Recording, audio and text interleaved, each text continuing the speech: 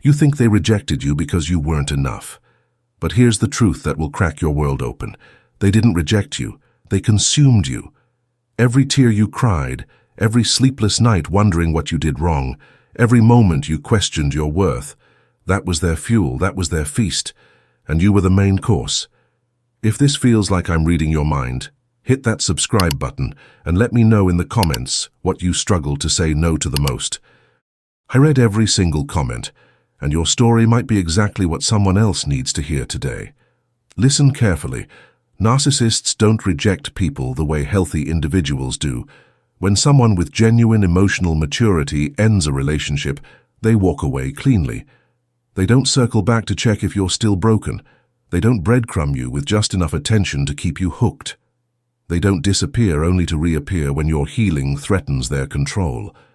But narcissists, they need your pain like oxygen. They need your confusion like water. They need your desperation like food. You weren't a person to them. You were a resource, a renewable source of emotional energy that they could drain whenever they felt empty. Nathaniel Branden spent his career studying self-esteem and discovered that healthy individuals generate their worth from within, but narcissists have no internal validation system. They're emotional parasites who survive by feeding off others. Your confusion after they left wasn't an accident. That fog in your mind wasn't natural. That was engineered. That was their final gift to keep you trapped even after they walked away. Think about it. Really think. If they truly didn't want you, why did they keep coming back? Why the hot and cold cycles that made you feel like you were losing your mind? Why did they seem to appear exactly when you were starting to move on? Because your healing was their threat. Your peace was their poverty. Your joy was their nightmare. The cruel truth is that they picked you precisely because you had something beautiful to break. Narcissists don't target the broken. They target the whole. They don't choose the cynical. They choose the trusting. They don't select the guarded. They select the open-hearted. You weren't rejected for your flaws. You were selected for your light. And they spent months, maybe years, systematically dimming that light until you forgot it ever existed. They trained you to love without conditions, while they loved you only with impossible conditions. The game was rigged from day one. You were playing chess while they were playing psychological warfare. You brought authenticity to someone who dealt only in masks. You brought vulnerability to someone who weaponized every weakness. Here's what really happened. You offered genuine love to someone incapable of receiving it. You brought water to someone who could only drink poison. You extended grace to someone who mistook it for weakness. You gave your heart to someone who saw it only as something to control. The rejection you felt wasn't about your inadequacy. It was about their inability to recognize real love when it was handed to them on a silver platter. But here's where you reclaim your power.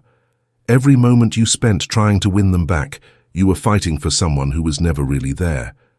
The person you loved was a character they played. The connection you felt was a performance they rehearsed.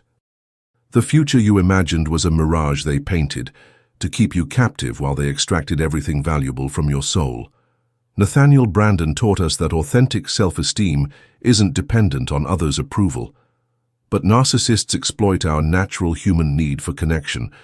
They create trauma bonds, not love bonds. The intensity you mistook for passion was actually anxiety coursing through your nervous system. The drama you thought was romance was actually chaos designed to keep you off balance. The unpredictability you called exciting was actually psychological terrorism. Stop calling it rejection. Call it what it was: extraction, emotional extraction. They extracted your energy until you felt drained. They extracted your peace until you felt anxious. They extracted your self-worth until you felt worthless. They extracted your time until you felt behind in life. When they left, they weren't rejecting damaged goods. They were abandoning a crime scene where they had systematically destroyed your sense of self. The person who truly rejects you doesn't continue to monitor your social media like a stalker. They don't send mixed signals that keep you hoping. They don't hover around your healing like vultures waiting for you to weaken. They don't triangulate you with new supply to make you jealous. They respect your journey enough to stay completely out of it. But narcissists can't let you heal in peace because your healing exposes their emptiness. Your growth highlights their stagnation. Your joy threatens their control over your emotional state. Your boundaries reveal their manipulative nature, so they keep circling back not because they want you, but because they need you broken. They need you doubting yourself. They need you available for future exploitation. Here's your liberation.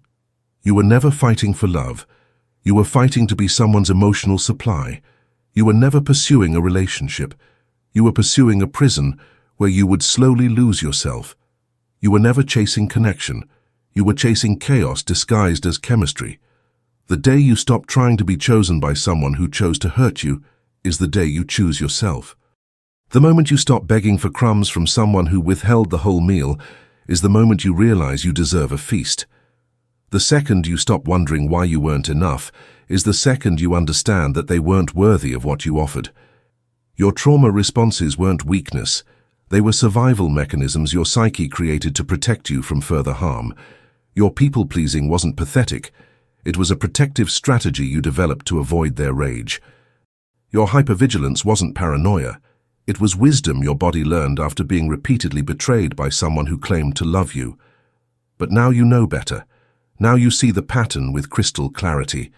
The love bombing that made you feel special, followed by the devaluation that made you feel worthless. The push and pull that kept you emotionally dysregulated, the promises that were never kept, and the apologies that meant nothing. The way they made you feel chosen and rejected simultaneously, keeping you in a constant state of anxiety about where you stood with them. None of that was love. All of that was manipulation, designed to keep you hooked, while they decided whether they had better options available. You were never a priority. You were always a backup plan. You were never their person. You were their placeholder. Your healing terrifies them because it means they lose their power source. Your boundaries enrage them because it means they lose their unlimited access to your emotional energy. Your self-worth threatens them because it exposes how empty and worthless they truly are beneath all their grandiose facades. So let them rage from a distance where they can't hurt you anymore.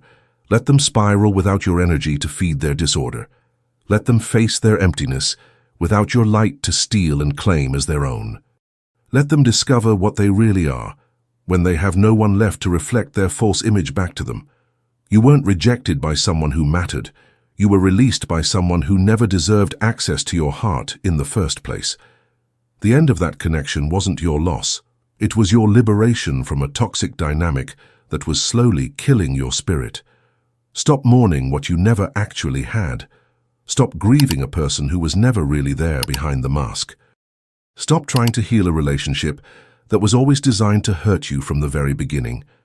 Your real life begins the moment you stop trying to resurrect what was always meant to stay buried in the past, where it belongs.